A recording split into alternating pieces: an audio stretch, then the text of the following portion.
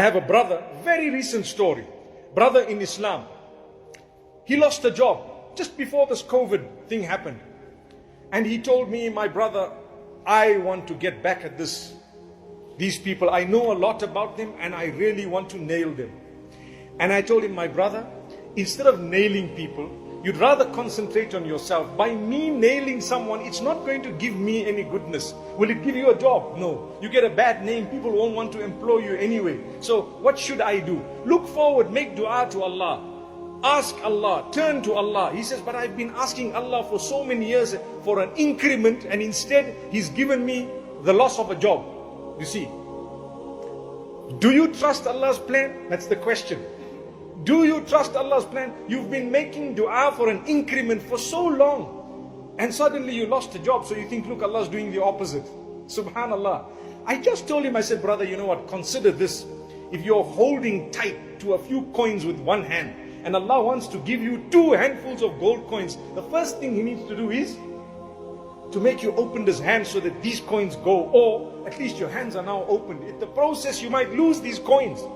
Make dua, bear patience, don't worry. If the Prophet ﷺ went through it, who are we? We will go through even more.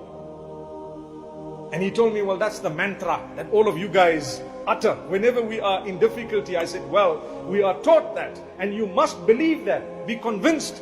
Don't ever leave Allah at the time of your hardship. Never blame Allah, no way. Allah tells you clearly, you have harm and evil, it's not my doing. It's yours or man's doing.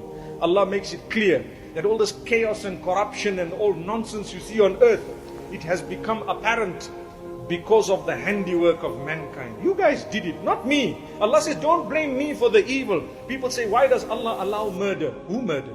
Was it not a human being?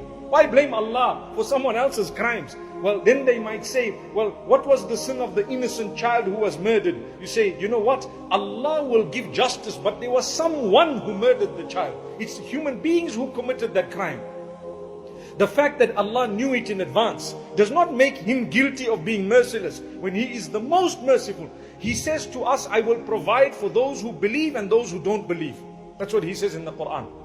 In this world, I will provide for those who believe and those who don't believe. The difference is those who believe will have the hereafter.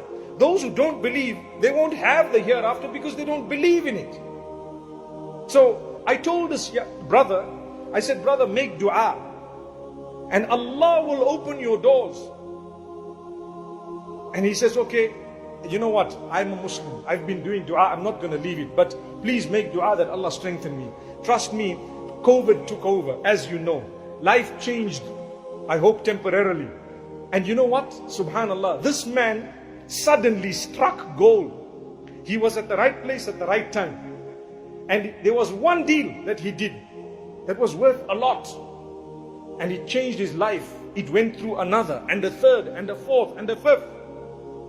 And he tells me, please, please use me as an example to tell people, don't lose hope. I almost gave up.